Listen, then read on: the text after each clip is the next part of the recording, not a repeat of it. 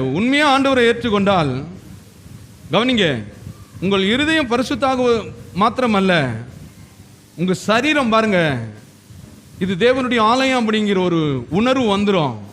இந்த ஆலயத்தை நாம குடித்து எதெல்லாம் அந்த புகையிலெல்லாம் யூஸ் பண்றாங்க இல்லையா, அதெல்லாம் போட்டு நம்ம நுரையீரலவும் கிட்னியவும் பாதித்து விடாதபடி, நம்ம பாதிக்கப்பட்டா நமக்கு பின்னாடி இருக்கிற மனைவி, அவங்களுடைய எதிர்காலம், அவங்க ஆசையாக வாழணும்னு வந்திருப்பாங்க, அதுக்கு பின்னாடி பிள்ளைங்க அது நல்லா படிக்கணும், பெரிய அளவு வரணும்.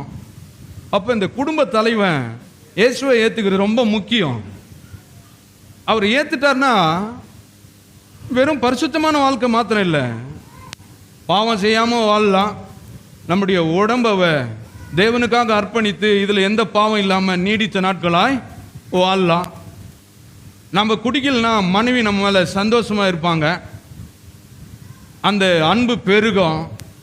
பிள்ளைங்க போய் சேர வேண்டிய இடத்துல, படிப்பில், வேலையில் அவங்க சந்தோஷமாக இருப்பாங்க.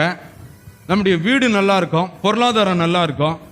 இதெல்லாம் குறித்து வேதம் போதிக்கிறது. நிறைய பேர் என்ன நினைக்கிறாங்கன்னா, ஏதோ ஞானஸ்தானம் எடுத்துட்டேன், சபைக்கு போனோம் அப்படின்னு போய் உக்காந்துட்டு திரும்ப அடுத்த நாளும் அதே தவறு, அதே பாவம்.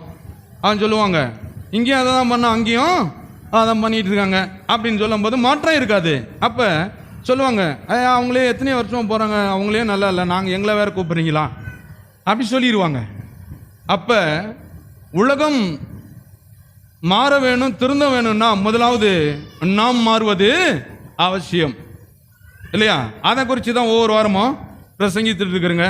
அதனால் பாருங்கள், இந்த செய்தி பகுதிக்கு போவதற்கு முன்பாக எல்லாரும் சென்னைக்கு போயிருப்பீங்க, சென்னையில் போயிருப்பீங்க, குடி இருந்திருக்கீங்க. நான் சொல்கிறது 20 வருஷத்துக்கு முன்னாடி, 20 வருஷத்துக்கு முன்னாடி அங்கே அடிப்பம்பு போட்டு வச்சுருப்பாங்க. நம்ம ஊர் பம்பு மாதிரி இல்லாது. எப்படி இருக்காது? ரொம்ப அப்படி சின்ன கை பம்புன்னு சொல்லுவாங்க. என்ன பம்பு? கை பம்புன்னு. அந்த கை பம்பு தான் நிறைய தெரு இருக்கும். இப்போ யாரும் அதெல்லாம் உபயோகப்படுத்துறது கிடையாது. இப்போ எல்லாம் கார்பரேஷனில் எல்லாம் எடுத்துகிட்டு தண்ணி நல்லா விட்டாங்க.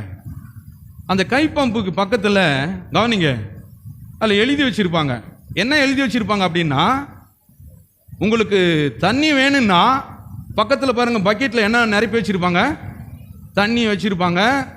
தயவு செய்து இதை ஊற்றி நீங்கள் என்ன பண்ணணும், அடிக்கணும்.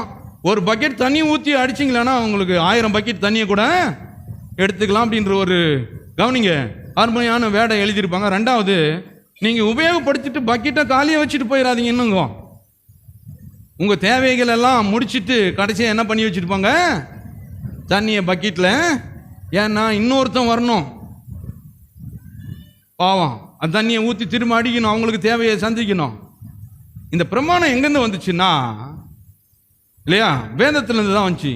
அது மாதிரி விவசாயி பாருங்க, ஒரு கொஞ்சம் விதையை எடுத்துன்னு போய் கவனிங்க, கடன் வாங்கி ஒரு கொஞ்சம் விதையை வாங்கின்னு போய் விதைப்பாங்க. ஒரு முறை கடையில் வாங்கிடுவாங்க விதையவை, அடுத்த முறை சொல்லுவாங்க, அடுத்த முறை கடைக்கு போக மாட்டேன், அடுத்த முறை அந்த விதை நமக்கு விதையும் கொடுக்கும், நம்ம சாப்பிட்றதுக்கும் கொடுக்கும், நம்ம கடனை அடைப்பதற்கும் கொடுக்கும். இப்படி ஒரு மைண்டில் நம்ம கடவுளுக்கு கொடுத்தா, நிலத்துக்கு கொடுத்தா, போர் பைப்புக்கு கொடுத்தா, எப்படி ஒரு பக்கெட்டை கொடுத்துட்டு 1000 பக்கெட் வேணும்னாலும் அடிச்சுக்கலாம், 10,000 பக்கெட் வேணும்னாலும் அடிச்சுக்கலாம். அதை போல தேவன் சொல்கிறார், கொடுங்கள் அப்பொழுது உங்களுக்கு. கொடுக்கறதுல நிறைய இருக்குது. கணவன் மனைவியிடத்தில் அன்பு கொடுக்கிறான், அப்ப 2 பேருக்கும் உள்ள ஒரு உறவு நல்லா இருக்கும் இல்லையா? அன்பை கொடுக்காத போது அங்க ஒரு விருத்தியை எதிர்பார்க்க முடியாது, ஒரு சந்தோஷத்தை எதிர்பார்க்க முடியாது. அங்கே அடுத்த ஜெனரேஷன் உருவாகிறதை எதிர்பார்க்க முடியாது. அந்த அன்பின் பரிமாற்றம் நடக்கும்போது தான் அந்த குடும்பம் விருத்தியடைய ஆரம்பிக்கும். அதே போல அந்த விவசாயியும் அப்படிதான். தன்னிடத்தில் இருக்கிற விதையவன் 100 வருஷம் கோணிலே கட்டி வச்சிருந்தாலும் அது எவ்வளவு இருக்குதோ அப்படியே தான் இருக்கும். ஒருவேளை அது பூச்சி அரிச்சிரும் இல்லையா, அதெல்லாம் வேஸ்ட் ஆயிரும். ஆனால் அந்த கோணியில் இருக்கிறதவன் நீங்க நிலத்துக்கு கொடுத்து பாருங்கள், அது அற்புதமான கனிகளாய் 1 30 60 100 பலன் கொடுக்க மாறுகிறது. அப்ப என்ன, இந்த உலகமே கொடுப்பதின் மூலமாய் தான் விஷயமே இருக்கிறது. ஒருவருக்கு நீங்கள் அன்பை கொடுக்கிறீர்கள் என்றால் உங்களுக்கு ரிட்டர்ன் கிடைக்கிறது என்னது?